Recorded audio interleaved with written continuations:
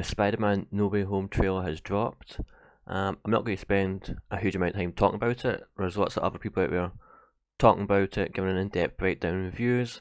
I'm just going to share a couple of points from my own perspective. So first of all, I wonder about the timing. Obviously, for you who don't know, the trailer leaked yesterday at the time of recording this, and in that it didn't have a finished VFX. So I'm wondering if Sony felt they had to get the trailer out there because a version was already out there. But also, Sony were attending CinemaCon yesterday, today, and tomorrow, and maybe they had planned to release the trailer at that point anyway. That was the chat going in over the weekend, so potentially that could have been an issue as well.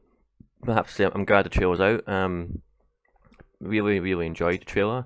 It did enough to get people excited. It did enough to keep people talking about it without revealing too much of the plot.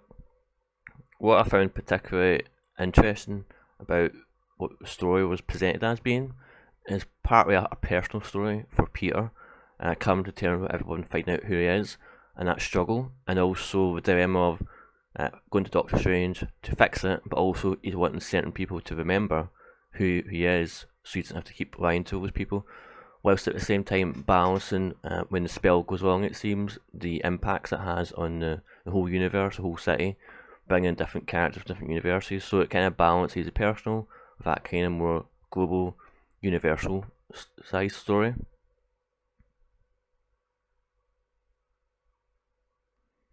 So it did really well setting up the overall story, I felt.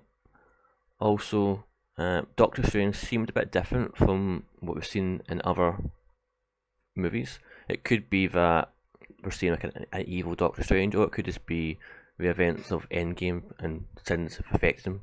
So that's quite interesting. I wonder if we will explore that in the movie or not. So obviously there's been a lot of buzz about this movie, about who's going to be in it. We definitely know from the trailer Doc Ock from Spider-Man 2 is going to be in it, Alfred Molina. Whether it's that exact version or a different version remains to be seen. But they're definitely setting up this idea of a Spider-Verse. Definitely setting up different spider villains. You go through the trailer, you can sort of see Green Goblin, you can see Sandman, you can see Electric. I think you can even make out the Wizard as well.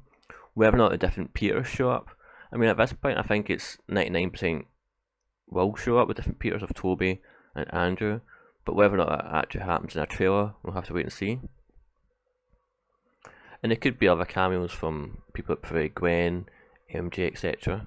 So there's potential so much it could do. The question is how much we do in this movie, how much we leave hanging to be resolved in Doctor Strange 2 and the Multiverse of Madness. It seems from what we've shown so far in this trailer that the Doctor Strange 2 will kind of deal with the fallout from this movie. So this kind of sets it up, and Doctor Strange 2 kind of solves or tries to solve as much as possible the issues that's been created here. And the last point I just want to finish on is after this trailer comes out, all the buzz on the internet is about Spider-Man No Way Home, obviously. So who's actually talking about Shang-Chi?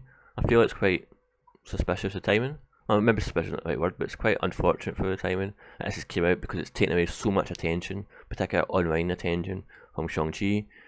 So it'll be interesting to see if that impacts the box office of Shang-Chi, and whether or not when Shang-Chi is actually out and people can do spoiler discussions on it, how much buzz is around that, and how much buzz is around Spider-Man No Way Home.